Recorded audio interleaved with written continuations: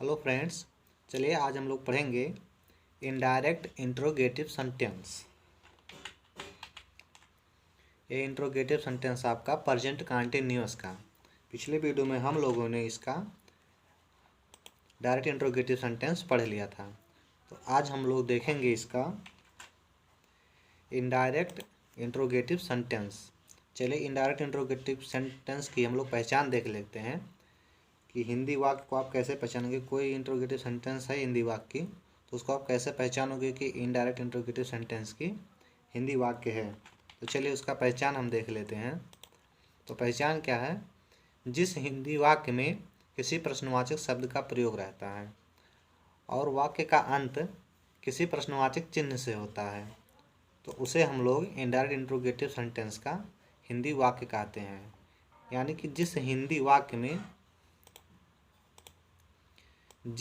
वाक्य में किसी प्रश्नवाचक शब्द का प्रयोग रहता है और वाक्य का अंत किसी प्रश्नवाचक चिन्ह से होता है, तो उसे हम लोग इनडायरेक्ट इंट्रोगेटिव सेंटेंस की हिंदी वाक्य कहेंगे। चलिए इसका एग्जाम्पल देख लेते हैं। जैसे वह गाना क्यों नहीं गा रही है। तो देखिए हम लोग अभी पढ़े हैं कि जिस हिंदी वाक्य में किसी हिंदी वाक्य के बीच में कोई प्रश्नवाचक शब्द आ जाए, तो यहाँ देखिए प्रश्नवाचक शब्द आपको मिल गया और उस हिंदी वाक्य का जो अंत है वो किसी प्रश्नवाचक चिन्ह से होना चाहिए। यहाँ देखिए ये है आपका प्रश्नवाचक चिन्ह।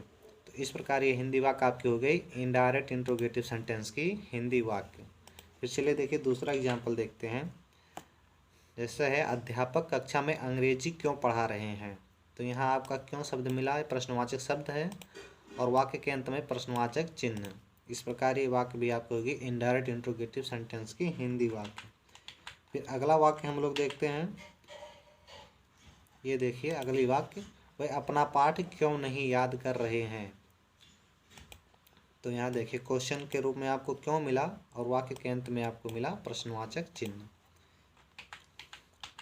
ऐसे जितने भी वाक्य आएंगी उसमें आप ये देख लीजिएगा सिंबल और वाक्य के अंत में, तो आप जान जाएंगे कि ये आपका इनडायरेक्ट इंट्रोगेटिव सेंटेंस की हिंदी वाक्य है। अब चलिए इसका हम अनुवाद का नियम सीखते हैं कि ऐसी वाक्यों का हम लोग अनुवाद कैसे करेंगे, ट्रांसलेट कैसे करेंगे।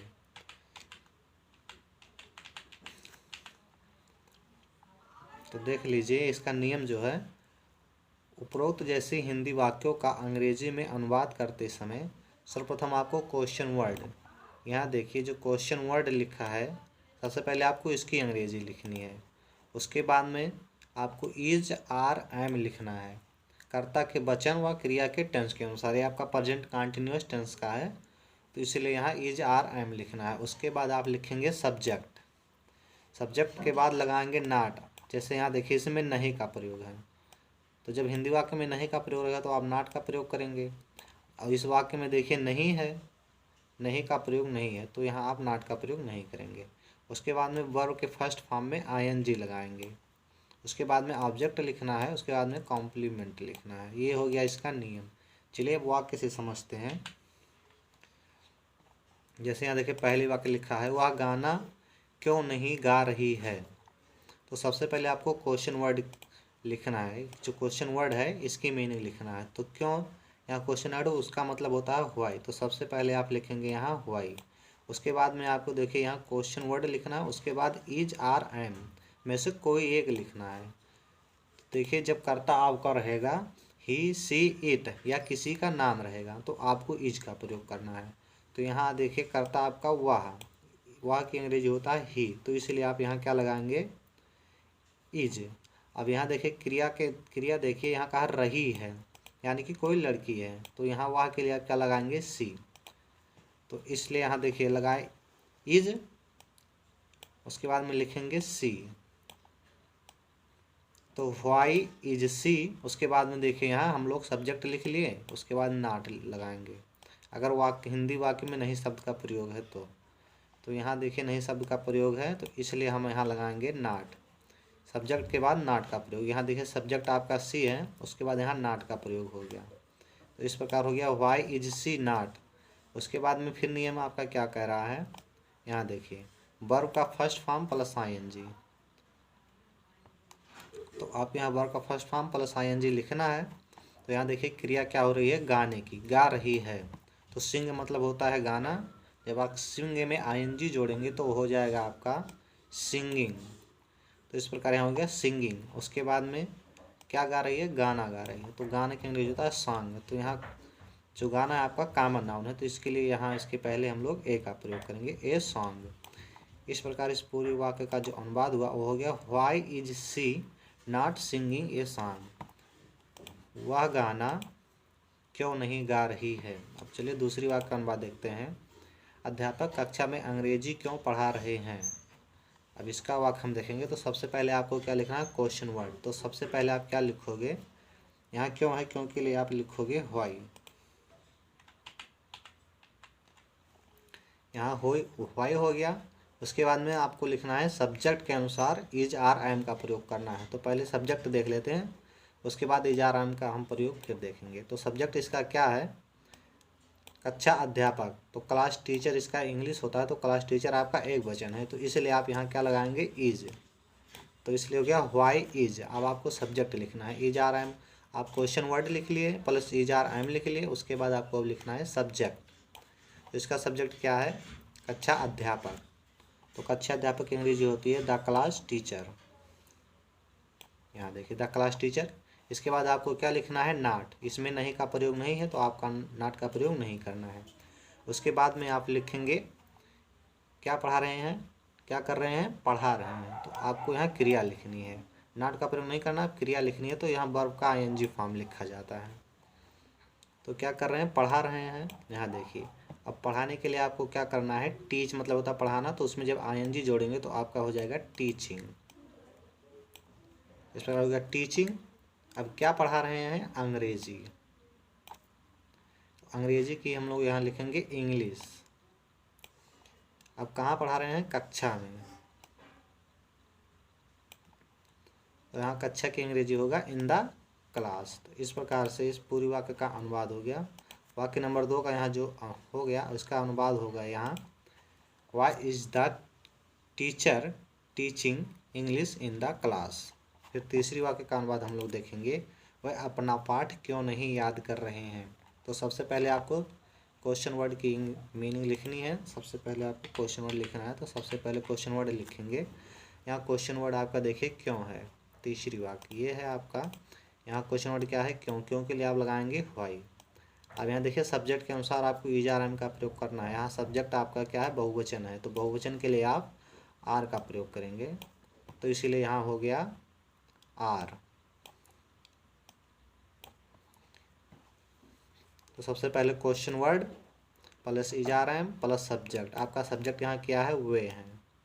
वे की अंग्रेजी होता है दे। उसके बाद में क्या लिखेंगे, क्वेश्चन वर्ड हो गया आपका, इज आर एम हो गया, सब्जेक्ट हो गया, प्लस अब नॉट का प्रयोग करना है यहाँ पे देखिए। इसके बाद नॉट। तो यहाँ हिंदी वाक्य में नॉट का प्रयोग है, नहीं का प्रयोग है, तो आप नॉट का प्रयोग कर लेंगे, कर्ता के ठीक बाद। नॉट हो गया। उसके बाद में अब आपको वर्ब का आईएनजी फॉर्म लिखना है। यहाँ वर्ब क्या है, याद कर रहे हैं। तो याद करने की अंग्रेजी क्या होती है, लर्न। तो उसका आईएनजी फॉर्म लगाएंगे तो क्या हो जाएगा, लर्निंग। उसके बाद क्या कर रहे हैं, लर्न कर रहे हैं। क्या लर्न कर रहे हैं, अपना पाठ। तो यहाँ देखिए ये जो अपना पाठ है यहाँ पॉजेसिव एडजेक्टिव है, देयर लेसन लिखा है। तो इसका प्रयोग हम लोग जो पॉजेसिव एडजेक्टिव का प्रयोग करते हैं किसी इंग्लिश वाक्य में, तो कर्ता के अनुसार करते हैं। यहाँ कर्ता आपका बहुवचन है, तो बहुवचन का पॉजेसिव एडजेक्टिव प्रयोग करेंगे। इसलिए यहाँ दे का पॉजेसिव एडजेक्टिव जब आप बनाएंगे तो देयर होगा। तो यहाँ बहुवचन का दे पॉजेसिव एडजेक्टिव प्रयोग हुआ, देयर हो गया, देयर लेसन। उसके बाद में फिर हम लोग देखेंगे चौथी वाक्य का अनुवाद, चपरासी घंटी क्यों बजा रहा है। तो इसका अनुवाद हो जाएगा, सबसे पहले आपको क्या लिखना है, क्वेश्चन वर्ड, क्यों बजा रहा है, क्योंकि अंग्रेजी हो गई व्हाई। इसके बाद में आपको इज आर एम का प्रयोग करना है, लेकिन इज आर एम का प्रयोग आपको सब्जेक्ट के अनुसार करना है। तो इसलिए यहाँ हो गया, यहाँ आपका सब्जेक्ट क्या है, चपरासी। तो चपरासी आपका एक वचन है, तो इसलिए आप यहाँ लगाएंगे इज। तो व्हाई इज। उसके बाद में अब आपको क्या लिखना है, सब्जेक्ट लिखना है। तो सब्जेक्ट आपका क्या है, चपरासी, तो ए प्यून हो गया। इस प्रकार ये हुआ वाई इज ए प्यून। अब क्रिया आपको लिखनी है, क्या कर रहा है, बजा रहा है। तो रिंग मतलब होता है बजाना, उसका का आईएनजी फॉर्म का प्रयोग करना है। यहाँ देखिए वर्ब का आईएनजी फॉर्म। तो इस प्रकार ये हो गया रिंगिंग। उसके बाद में यहाँ क्या कर रहा है, घंटी बजा रहा है, तो ए बेल। इसी प्रकार वाक्य नंबर 4 का आपका पूरा अनुवाद हो गया, why is a peon ring a bell. और चलिए इसमें देख लेते हैं, थोड़ा और नियम है। जैसे कभी कभी क्या होता है, कौन से प्रश्न करने वाले वाक्य में हु के बाद ही इज आर एम तथा वर्ब का फर्स्ट फॉर्म लिखा जाता है। ये इसका विशेष नियम है। जब किसी हिंदी वाक्य में कौन शब्द आ जाएगा तो वहाँ आपको हु के बाद ही इज आर एम तथा वर्ब का फर्स्ट फॉर्म, वर्ब के फर्स्ट फॉर्म का जो आईएनजी होता है उसी में जोड़ के लिख दिया जाता है। जैसे देखिए, वहाँ कौन जा रहा है। तो जब किसी हिंदी वाक्य में कौन शब्द का प्रयोग आ जाता है तो उसका अनुवाद चलिए हम लोग देखते हैं कि उसका अनुवाद कैसे करेंगे।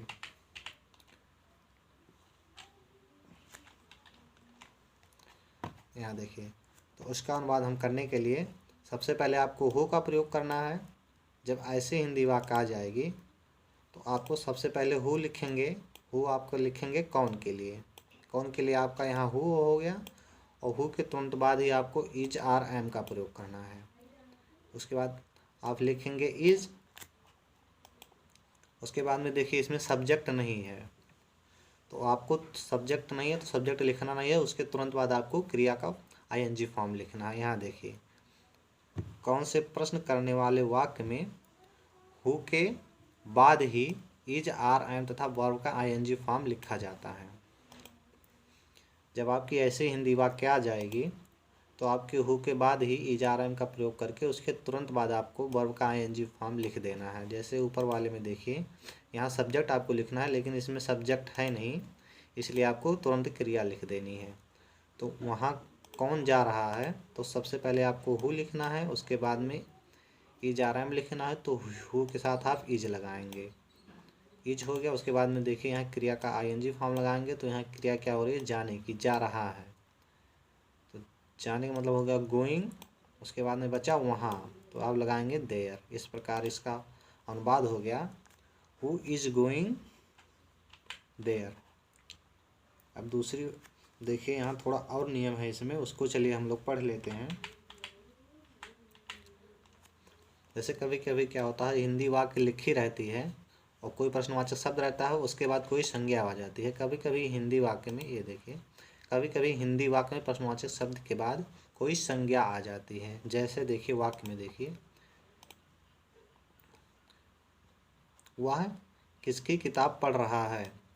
तो यहाँ देखिए किसकी आपका प्रश्नवाचक शब्द हो गया और उसके बाद एक किताब आपका संज्ञा हो गया। तो क्या कर रहा है, कभी कभी हिंदी वाक्य में प्रश्नवाचक शब्द के बाद कोई संज्ञा आ जाती है। तो इसका अनुवाद कैसे हम लोग करेंगे, चलिए इसका देखते हैं।